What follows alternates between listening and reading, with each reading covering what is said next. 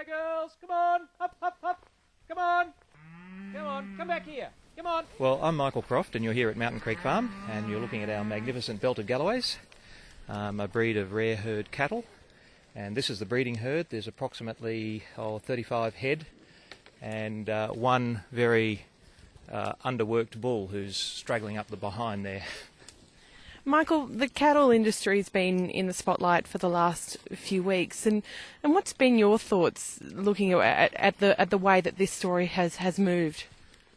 It won't affect me particularly because I'm a paddock to plate producer, and anyone in my position it's irrelevant because it doesn't matter what the cattle prices are doing in the yards. We still get our fixed price for meat, as will the supermarkets, by the way. They'll have some windfall gains if the price of cattle drop. But what does it mean in terms of ethics? Well, it's probably a good thing that the public have been alerted to it, and from what I can understand, the Northern Cattle Producers Association are demanding better controls over animal welfare in Indonesia. I mean, their heart's in the right place. They do look after their cattle. They are very concerned about cattle welfare and well-being, as any cattle producer is. That's the last thing we want to do is see our animals mistreated. I mean, look at these girls. Who'd want to mistreat them?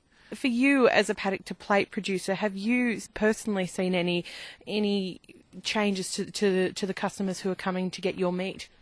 Oh yes, so over the last 8 years, when we started out, people were more concerned with the fact that it was organic or grass-fed.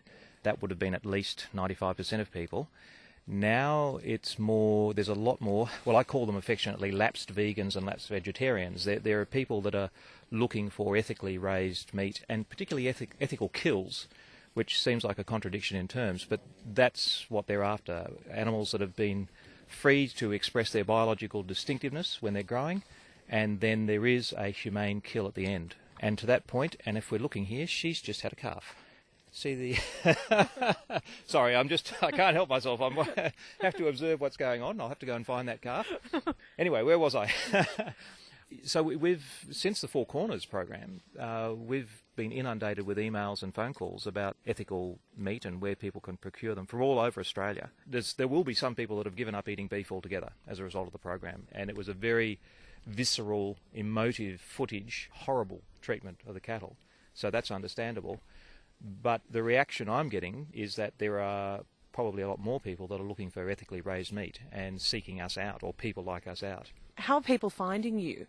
With us, it's internet-based. We've got a very small website, which I maintain, most unprofessional, but people are just using search engines and they're looking up ethical meat or ethical meat producers, and we just happen to be up there in the search rankings.